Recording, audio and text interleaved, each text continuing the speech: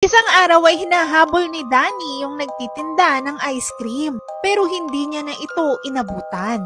Pero kinagabihan ay bigla itong bumalik sa tapat ng bahay nila at nakabili nga siya ng napakasarap ng mga flavors ng ice cream. Pero ilang sandali pa ay naglaho ito. Sa sobrang sarap ng ice cream na yon ay hindi niya na talaga makalimutan. May times pa nga na dinodrawing niya ito at ini-imagine na kinakain niya. Kaya isang gabi ay naglagay siya ng sharp spikes para pag dumating ulit ito ay mabutas ang gulong at hindi na makatakbo pang muli ang ice cream truck na yun. Nagtagumpay naman si Danny at agad-agad siyang pumasok sa loob ng truck.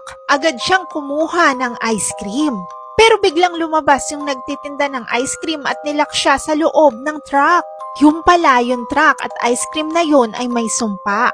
Hindi na makakalabas si Danny doon hanggat hindi siya makakahanap ng kapalit niya.